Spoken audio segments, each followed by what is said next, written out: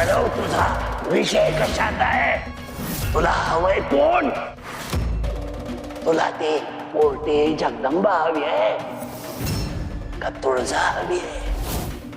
हा ज्ञानाचा दिवा म्हणजे एखादी वस्तू किंवा स्थान नव्हे. ज्ञानाचा दिवा म्हणजे एक व्यक्ती आहे.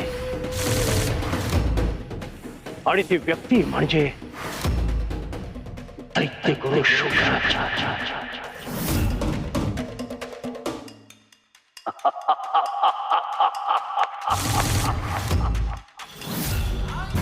तुम्ही कोण आहात मला माहिती नाही, मी ओळखू शकत नाही, पण तुमची शक्ती जाणवते. तुळजाई आली की तिला मी सगळं सांगणार. तुम्ही कशी मदत केली,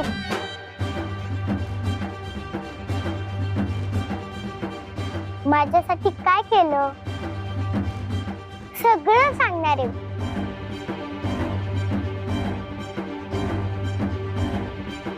तुमचे खरंच मनापासून आभार.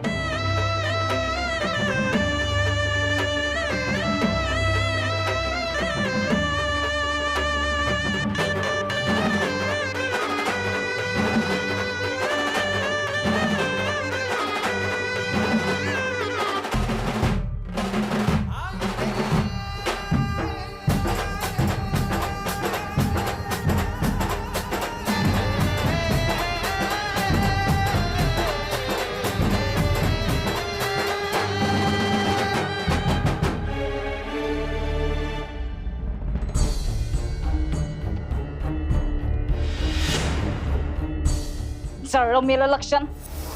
समजा धान्य तर या जातात घातलं, गेलं कुठं? पीठ तर पडलंच नाही. असं कसं?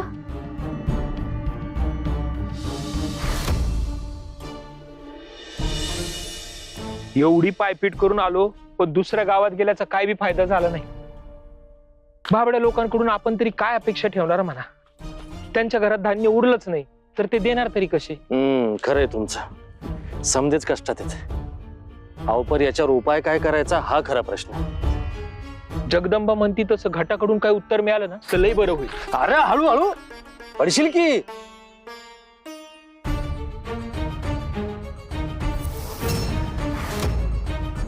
एवढं पीठ कुठनं मिळालं रे तुला? अहो जगदंबाने दिले, सगळ्यांना पीठ वरती या. जगदंबा पीठ वाटती? अरे पण धान्य तर एवढंच होतं. एवढं भांड भरून पीठ कसं काय निघालं? अहो काका, या भांड्याचं काय घेऊन बसलाय? अशी किती तर भांडी भरतील, एवढं पीठ दळलंय तिनं. तेच समजा लोकांना वाटतंय.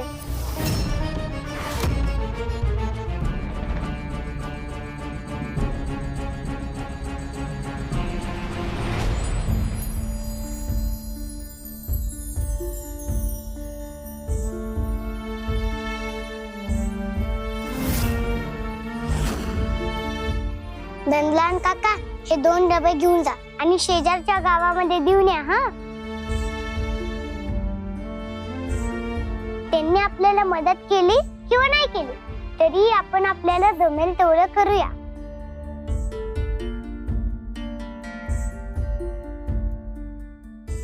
हो, मी लगेच जाऊन देऊन येतो.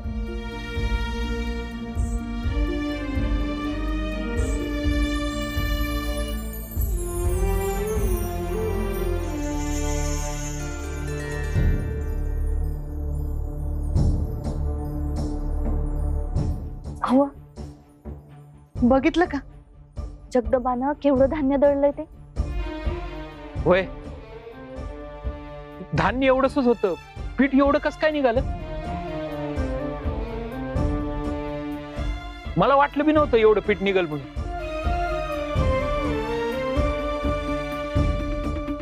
जगदंबा, लई मोठी कामगिरी केलीस ग तू. जगदंबा, कसं काय जमलं तुला? बाबा, मी म्हणलं होतं ना, तुमची श्रद्धा आहे तसा माझा विश्वास आहे देवी आईवर. मी पीठ दळायच्या आधीच समद्या गावातून भरपूर भांडी मागून घेतली होती. धान्य कमी असलं तरी भरपूर पीठ निघणारच असा माझा विश्वास होता. त्या विश्वासामुळेच टीव्ही आईलाही माझं म्हणणं मान्य करावं लागलं असेल. माणसानं देवावर श्रद्धेबरोबरच विश्वासही ठेवायला हवा ना बाबा. होय, खरं आहे तुझं. माझी श्रद्धा खरी ठरली आणि तुझा विश्वास जिंकला.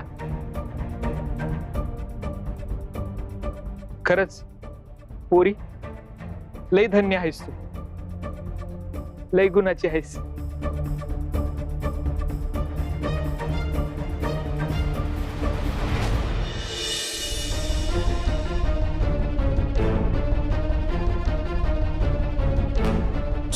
त्या गावाला हिच्यामुळे डोक्याला हात लावायची वेळ येते.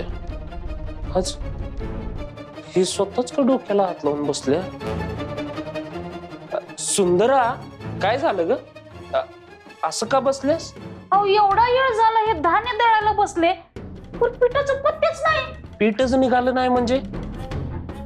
तू दळलं होतस ना? इथं दळून दळून माझं हात दुखायला लागलं आणि तुम्ही म्हणताय दळलं नाही म्हणून.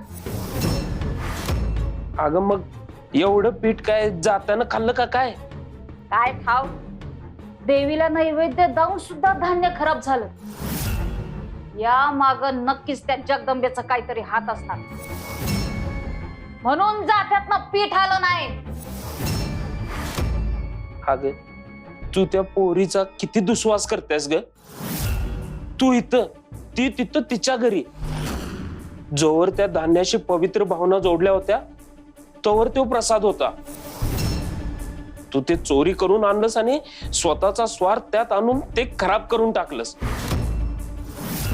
अव पर जात्यातनं पीठ आलंच नाही तर गिळायचं काय? हा, समद्या गावाचं सोडा, आपल्यासाठी जे राखून ठेवलं होतं ते बिया जाताना गिळून टाकलं. हे समजत तुझ्या स्वार्थाचं फळ मिळते तुला सुंदरा. देवी आई, आता तूच काय तर मार्ग काढ बाई.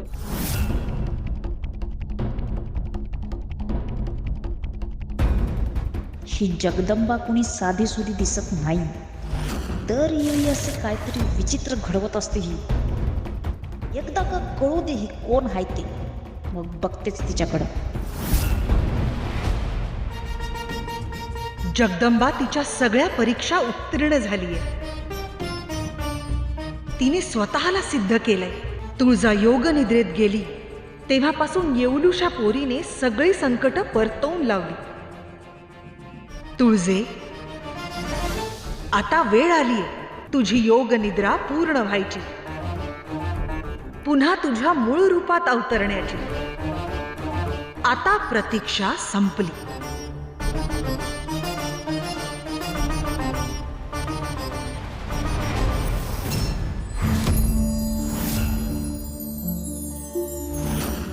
अजून अंकुर फुटला नाहीये ह्याला. देवी, आपण तर सगळं योग्यच केलंय. आतापर्यंत या बीजाला अंकुर फुटायला हवे होते. हो, पण थोडा धीर धरूया. आता बी पेरले आहे तर अंकुर नक्की उगवणार.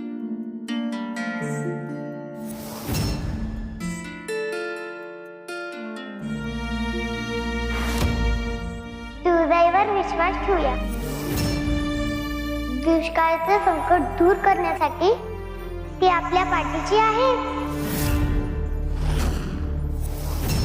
ते खरं आहे, पण अंकुर फुटलेले नाहीयेत हेही दिसतंय.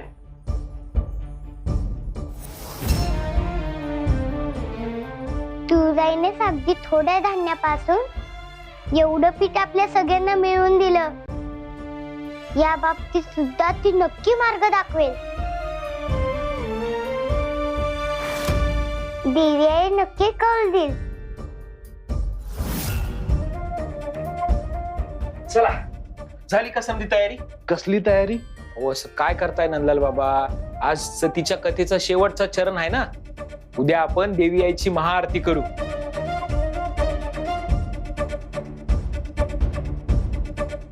घाटाची काय परिस्थिती?